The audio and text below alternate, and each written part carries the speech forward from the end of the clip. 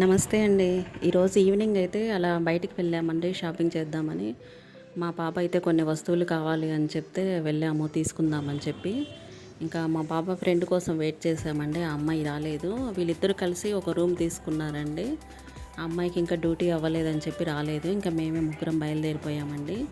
ఇంకా కొన్ని వస్తువులు అయితే తీసుకున్నాము. ఇంకా అలాగే వచ్చేటప్పుడైతే ఇలా బేకరీలో మా బాబుకు పిజ్జా కావాలి, అలాగే ఎగ్ పఫ్ కావాలని తీసుకుందామని వెళ్ళామండి. ఇంకా రిటర్న్ అయితే వచ్చేసాము. ఇంకా ఇవైతే 2 పిల్లోస్ తీసుకున్నాము, అలాగే దిండు కవర్లు తీసుకున్నాము, అలాగే ఒక టబ్బు వీళ్ళకి బట్టలు నానబెట్టుకోవడానికి అట్లా లేదని చెప్పి ఒకే బకెట్ ఉందంట. ఇంకా సరేలే అని అది కూడా తీసిచ్చాను. ఇంకా నీళ్లు వేడి చేసుకోవడానికి ఒకటి చిన్న బకెట్ తీసుకునింది. ఇంకా చాలా ఐటమ్సే తీసుకోవాలనుకున్నామండి, కానీ మంచివి లేవు ఇక్కడ. ఇంకా వీలు చూసుకొని డీమార్ట్కి వెళ్దాం మమ్మీ, అక్కడైతే మంచిగా ఉంటాయి అని చెప్తే సర్లే అని చెప్పి ఇంకా వచ్చేసాము.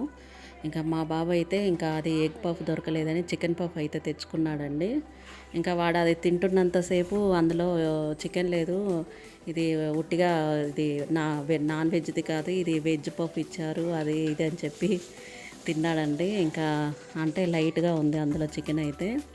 ఇంకా ఇంకా పిజ్జా అయితే చాలా టేస్టీగా చాలా బాగుందండి. ఇంకా తలా ఒక పీస్ అయితే తినేసాము.